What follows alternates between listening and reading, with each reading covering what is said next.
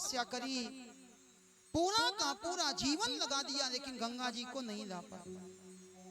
अंशुमान के बेटे हुए दिलीप जी महाराज ने भी गंगा जी को पृथ्वी पर लाने के लिए तपस्या करी, लेकिन गंगा जी को पृथ्वी पर नहीं लाए। तीसरी पीढ़ी में भगीरथ जी महाराज का जन्म हुआ। भगीरथ जी महाराज ने गंगा जी को पृथ्वी पर लाने के लिए साधना करी। तीसरी पीढ़ी की साधना फलीभूत हुई। भगीरथ जी के सामने गंगा जी ने प्रकट होकर के दर्शन दिया। लालन, क्या कामना है? भगीरथ जी बोले, माँ आप पृथ्वी लोक में चलो और चल करके हमारे पूर्वजों का उद्धार कर दो। गंगा ने कहा, बेटा मैं पृथ्वी पर चलती तो जरूर, लेकिन मेरा वेग इतनी तेज है, अगर मैं पृथ्वी पर गई तो पृथ्वी को फाड़ करके रसातल में समा जाऊंगी, तुम्हारे पूर्वजों का उद्धार नहीं हो पाएगा। भगीरथ जी बोले, कोई उपाय? गंगा जी कहने लगी, अगर भोले बाबा हमको अपनी जटाओं में स्थान दे दे, उसके बाद अगर हम चलें तो तुम्हारे पूर्वजों का उद्धार हो जाएगा। आज भगीरथ जी महाराज ने आकर के भोले बाबा की प्रार्थना करी। भोले बाबा की प्रार्थना करी, भोले बाबा प्रसन्न हो गए और भोले बाबा ने अपनी जटाओं के जाल को फैलाया। ब्रह्मलोक से, ब्रह्मा जी के कमंडल से गंगा जी चली। धीरे धीरे धीरे धीरे गंगा जी आई और गंगा जी आकर के भोले बाबा की जटाओं में घूमने लगी।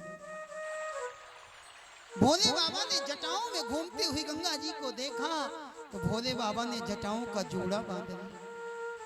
भगीरथ जी ने फिर प्रार्थना करी, बाबा गंगा जी हमारे पूर्वजों के उद्धार के लिए आई हैं, आप गंगा जी को हमारे पूर्वजों के उद्धार के लिए हमारे साथ भेजो। भोले बाबा ने अपनी जटाओं को खोला। आगे आगे भगीरथ जी महाराज का रथ जा रहा है और पीछे पीछे कलकल निनाद करती भगवती भागीरथी मैया गंगा प्रवाहित हो रही है। जिसने देखा जय जयकार करी, बोलिए गंगा मैया की जय। गंगा मैया आई। ये गंगा मैया है कौन? गंगा मैया की उत्पत्ति कैसे हुई, इसकी दो कथाएं हमारे यहाँ पुराणों में मिलती।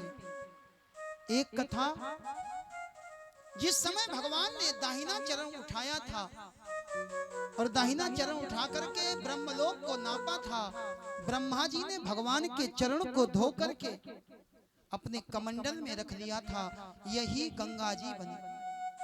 और दूसरी कथा आती है, एक बार गोलोक धाम में राधा और कृष्ण सिंहासन पर विराजमान थे। सारे के सारे देवता खड़े थे, सरस्वती मैया खड़ी थी, भोले बाबा खड़े थे। सरस्वती जी ने कहा, भोले बाबा आप भगवान की कोई स्तुति गाओ। भोले बाबा स्तुति गाने लगे और भोले बाबा ने जिस समय स्तुति गाई, भोले बाबा के स्वर में इतना अनुराग था कि स्तुति को सुनते सुनते सारे देवताओं के नेत्र बंद हो गए।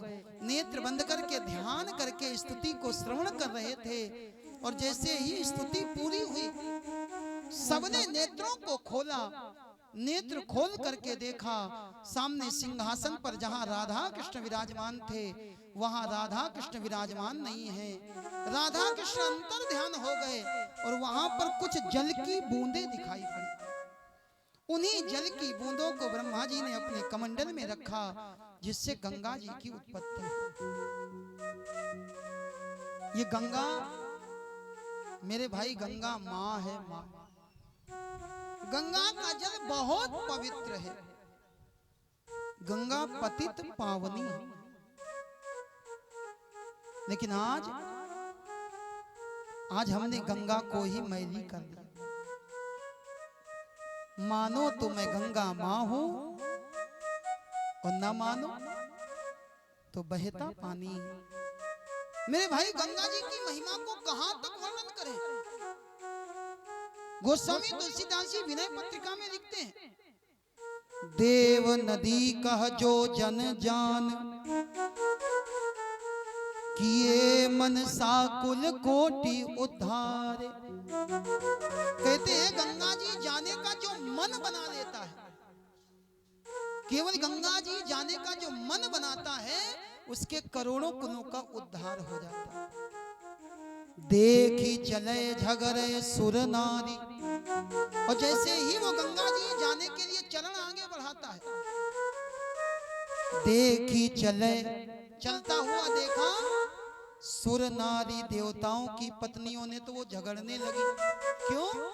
बोली जब ये मर करके स्वर्ग में आएगा तो इसका वर्ण हम करेंगे। उसको लेने के लिए इंद्र विमान बनाने लगते।